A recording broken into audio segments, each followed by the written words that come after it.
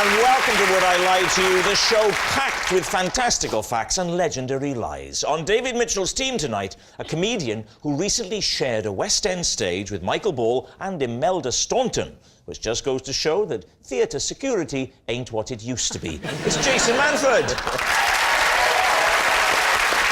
And a journalist and broadcaster who has written 5 books, which, interestingly, is just 3 more than Lee Mack has read. It's Joan Bakewell. And on Lee Mack's team tonight, an actor who starred as an Ewok in Star Wars, a role he wasn't very happy with, as wanted to be Yoda, he did. Warwick Davis. And a man who spends his life sniffing tarts and poking his finger into muffins. From the Great British Bake Off, Paul Hollywood. And so we begin with round 1, it's Home Truths, where our panellists read out a statement from the card in front of them. Now, to make things harder, they've never seen the card before. They've no idea what they'll be faced with. It's up to the opposing team to sort the fact from the fiction. And Warwick, we're going to start with you tonight. When I got my first car, my friend and I would pretend to be cops, park up, eat burgers and tail cars we'd picked out of the traffic. David's team. How old were you at the time? Well, I would have just passed my test, so 17. What was your first car? It was a Mini. Could you indicate how you pretended to be cops? We used to watch a lot of American films where cops normally sat in the car eating donuts and drinking coffee, and then they'd see somebody go by who might be a criminal, and they'd sort of throw the food and speed up. And so that's what we were doing, in essence. So you were American cops? Yeah. And what were you eating? Just normally a burger and some chips. And how far would you let yourself get through the burger before you decide someone was a criminal and you throw it away? Well, we let fate decide, really, because we would say the next green car that goes by, that's going to be the criminal. How do you know how the police operate?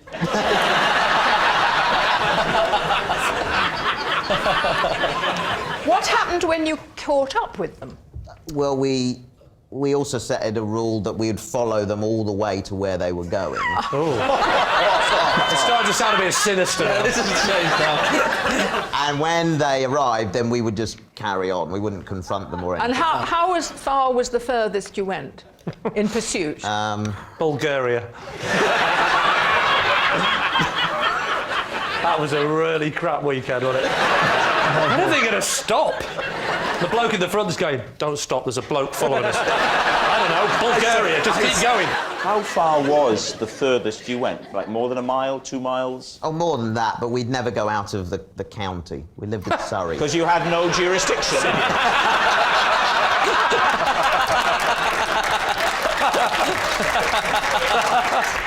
Did you exceed the speed limit? Well, if they did, we would then lose them because we didn't have authority to speed. What did you think they were guilty of? What were their crimes? Why were you after them? Just because we'd been told to. Who was telling you? Bring him in. Yeah. Did you have little radios?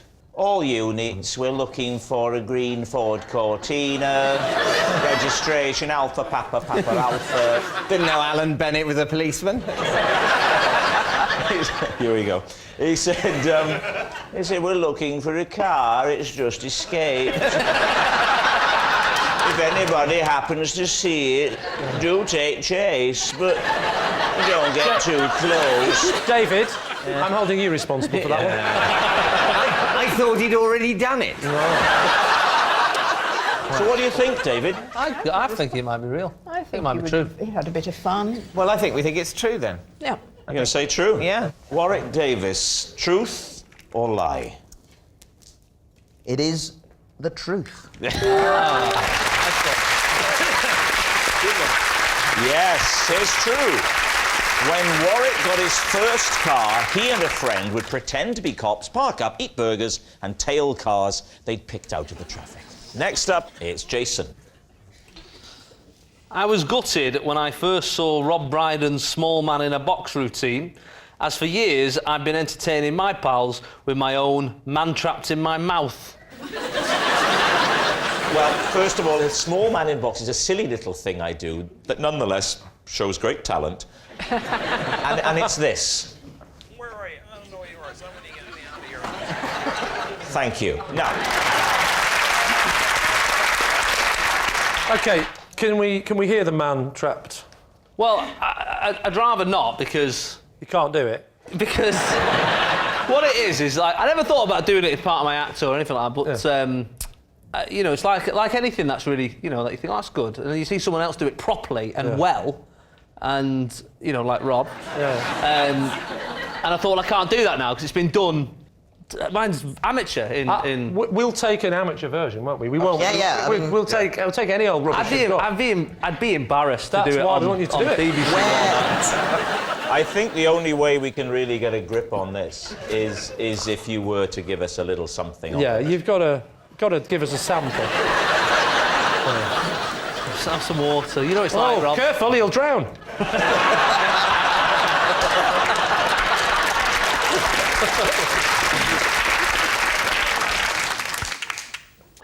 Just warming up.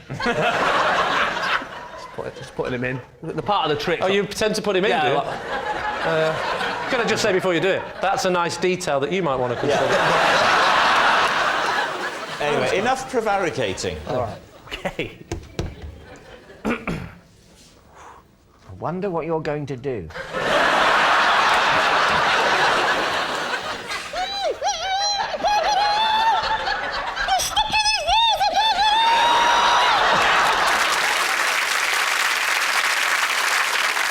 Why don't I see if I can coax my little man in a box to have a little chat to the man who you've got stuck in your mouth? Rob Brydon chat-up line.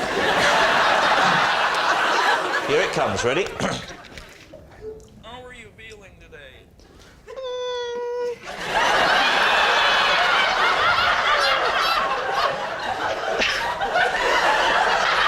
Do you think it's possible that Jason might have been lying in what he's been saying? I don't know, because he could be better at it than he's making out. no, I'll be honest with you. That's the best I've ever done it. Tell you what we'll do. Just one last little try, and just the best it can be for us. Panicking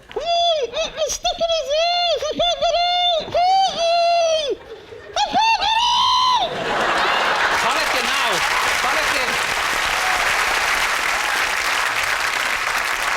Panicking. So what do you think then, Lee? Warwick. Well, at first I thought he was lying, but I'm tending to think now that he may well have done this. Paul? No, I think it's a lie. You I think it's a he's lie? actually practiced as he's been doing it. You think he's learnt that talent in the last 5 minutes? I think that talent has really come to the fore in the last 5 minutes. You think it's a lie? Warwick thinks it's true. I think it's true, because he did it well. I think it's true. I think it's true, because he did it well. All right, you're saying true. Well enough. Okay. So, Jason, Yeah. were you telling the truth or were you telling a lie? It was true. Good start, Warwick. Yes, it's true. Jason was gutted when he first saw my small man in a box routine because he'd been entertaining his mates with his man trapped in his mouth.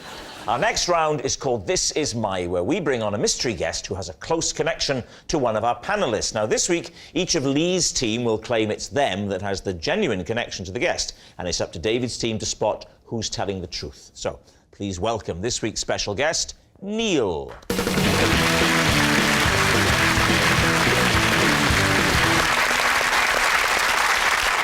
So, Warwick, what is Neil to you? Well, this is Neil, and he paid me to jump out of a tree in the park and propose to his girlfriend whilst dressed as an Ewok. Paul, how do you know Neil? This is Neil. He's my neighbour, and when he goes on holiday, I look after his parrot and take it out in the cage for a walk. And finally, Lee, what's your relationship with Neil? This is Neil, and to prove my manhood, I once assaulted a womble in front of him. So there we have it. Warwick's park proposer, Paul's parrot-walking neighbour, or Lee's womble witness. David, where do you want to begin? Where to begin? Yes. So, Warwick, Yes. Clarify exactly the transaction that you underwent with Neil. He paid me to dress as an Ewok and propose to his girlfriend. So, but if you proposed to his girlfriend, you then might have to marry his girlfriend. No, he was on his behalf. I mean, himself and his girlfriend were huge Star Wars fans. So you have got the costume at home just all the time? Well, I was given one after working Oh, on they the give you film. one. 'Cause You ought to get that on eBay. Then you wouldn't have to jump out of trees and propose to people. You're obviously a successful actor. You know, obviously been in Star Wars, and you must have been doing better than having to pick the little jobs like this up. Yeah, but I mean... He's here, isn't he?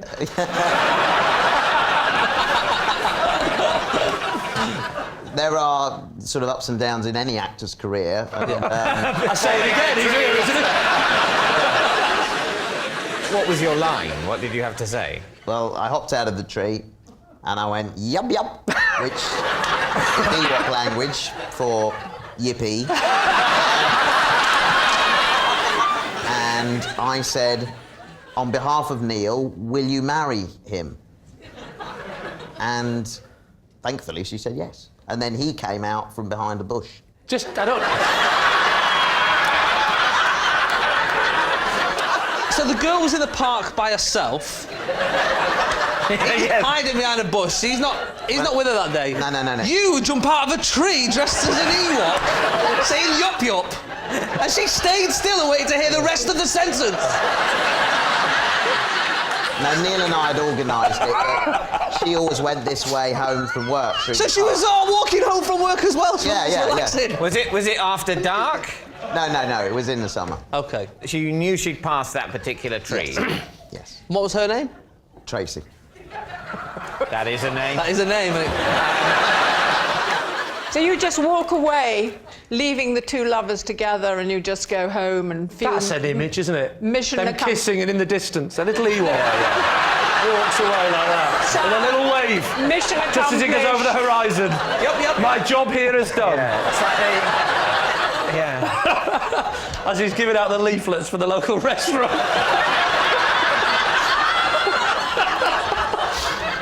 And did you get an invite to the wedding? Yes, I did, yeah. You did. Did you go? No, I didn't go. No. There's no money in that. And how did it come about? How did he get in touch with you? And Well, Neil came to a Star Wars convention that I was at. Right. And I knew him when I was a kid. I didn't really remember him, but then when he asked me, look, I'm going to propose to my girlfriend, she's a huge fan, you know, and offered me some money to do it. I mean, I still... That's what friends are for. And had there been a progression of like, did he start with Han Solo and go, right, he doesn't want to do it? All relationship starts with Han Solo.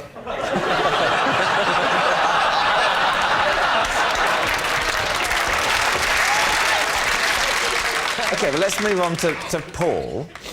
Now, Neil is your neighbour. Yeah. And he owns a parrot. Yes. Why does the parrot need walking? It needs to get out in the fresh air.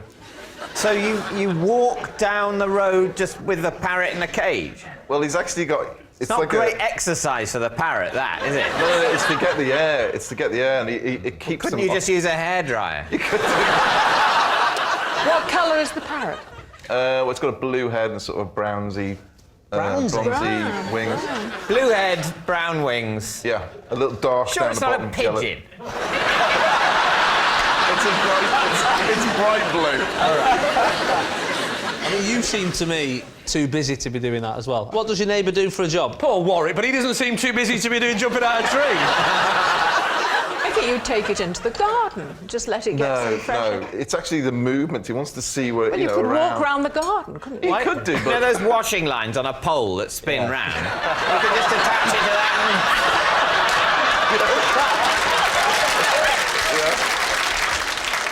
And where would you go on this walk, Paul? Where? We live in a village, and literally just up the lane, top, there's a little path which breaks out into the wheat fields, and literally, I don't go as far as I normally walk the dog, but about halfway up the field and back. He offered me to have this, it's like a haversack. It's weird. And it's got a connection, you can actually hold it on your back. No way. Yes. In the cage? In the cage. Oh, I thought you meant without the cage, and I thought Oh, no. it could take off.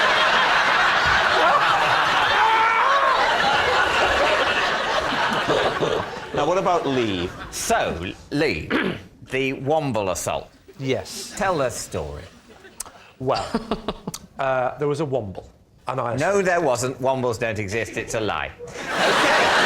It's not an actual Womble, it's a toy Womble. And the story is I went away on holiday when I was 16, and it was me and Neil and another friend of ours, John, and we went to a little caravan site in Blackpool, and I took the Womble with me, because I had this Womble since I was a little kid.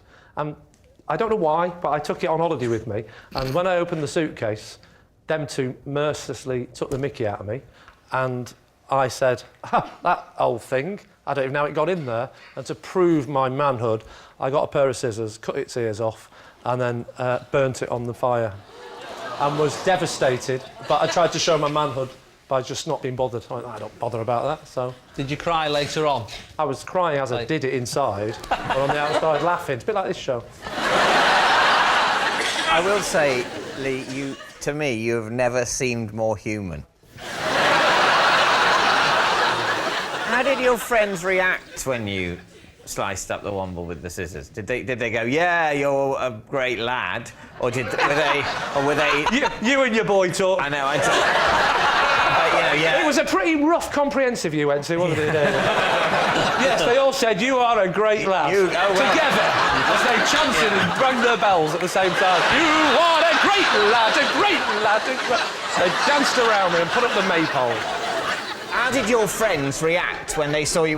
Did they sort of go, oh yeah, that's great, ha ha ha, he's one of the lads still? Or did they go, oh my God, he's a maniac? Right. They're really having a bit of fun going, it's your Womble. They didn't expect me to go, no, it's not. Yes, you burnt it. I burnt his face against the fire in those. Sorry, I'd forgotten that bit. Yeah. Priceless. I better burn its face so that I seem normal. We need an answer, David. Is Neil Warwick's park proposer, Paul's parrot walking neighbour, or Lee's Womble witness? Joan, what do you think? Well, I think if I was a fan of Warwick and the show, I would think that would be quite a larky thing to do. I genuinely hope it's not true about Lee, because I think that must have been a very upsetting thing. Me too. And then it must be very upsetting when the point came you realise you have to use that terrible moment in your past on a TV comedy show. David, it is series 7. I'm getting desperate. I know. By series 23, I'll be going, I had to see a child psychologist because Mummy left. Just go on the show with an eye patch on saying, I blinded myself in one eye before the show. Who knows? Will it be an eye or a wound? I think the parrot one is the least plausible for me. I think Warwick's telling the truth. I think that's the closest to reality. I hope it is. I too think it's most likely to be Warwick that's telling the truth. You think it's Warwick? You think it's the Ewok? It's the jumping out of the tree and the proposal? That's what we're going with. Right. Neil, would you please reveal your true identity? Rob, my name is Neil, and I'm a friend of Lee's, and I witnessed the Womble assault.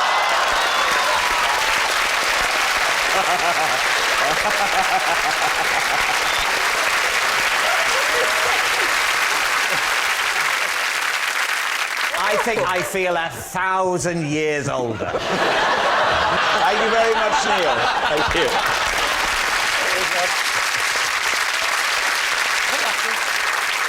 Which brings us to our final round, Quickfire Lies, in which our panellists lie not only through their teeth but against the clock. And again, they don't know whether they're about to read out a true fact about themselves or a made-up lie they've never seen before. We start with... It's Joan. For the last 30 years, my breakfast regime has never altered. I have 1 bowl of porridge, 1 large banana, and half a pint of lager. Lee. How much do we want this to be true? It's healthy. It really isn't. Sorry to break it to you, but porridge is not good for you. So for 30 years, why did you start, apart from emotional problems, drinking breakfast? I had a bit of a thing about staying healthy as I got older. I thought it was important to have a routine, to have regular nourishment that answered many of the needs of the diet fads that were around at the time. And then, of course, once I started, I liked it. Well, where did the alcohol come into it, though? Well, you can't just have porridge by itself and banana. It's very dry. You have to have something to drink with it. Are you seriously in a half-pint glass or in a pint glass that's half full? It's half a pound. Have you got it on draft in the kitchen? No, I don't do that. I buy lager like other people do in cans. I don't gulp it down. I just like a enjoy lady. it. I read The Guardian The while I'm... potassium... You read The Guardian with your half a lager. and your banana and the other one. Exactly. Forget the paper.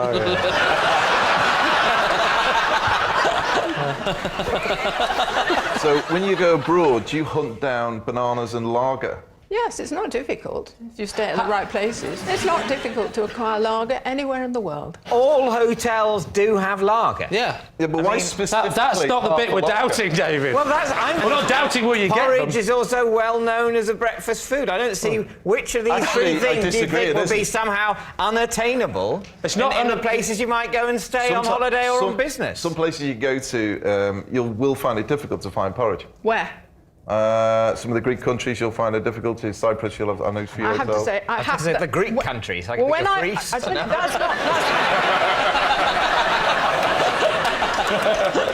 that's not been... The problem that I've encountered is when I go to stay somewhere in which I've rented a villa or something, Yeah. and then I take porridge oats with me. And beer. And Obviously beer. lager as well.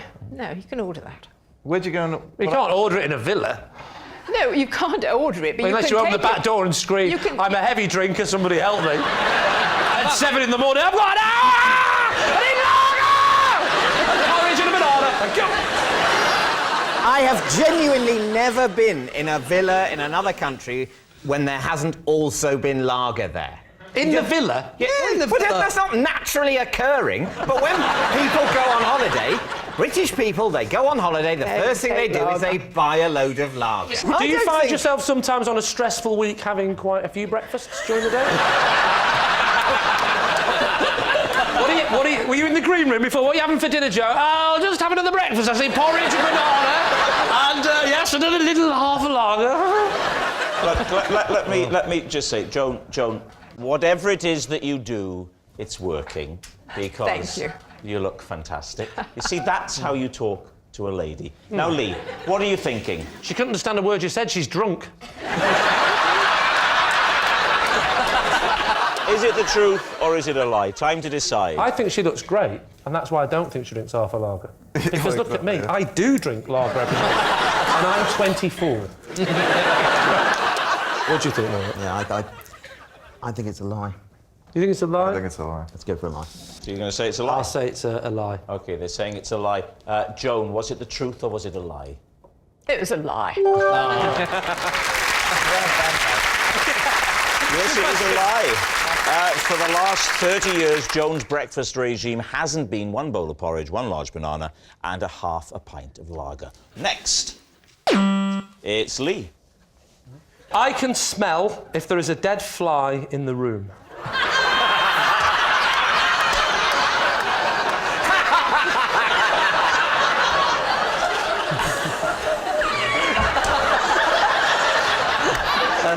Can I just say, I know it sounds ridiculous, but I can smell a dead fly in the room. So, it's what you're saying, that if there isn't a dead fly in the room, you have no sense of smell? No, that's not what I'm saying.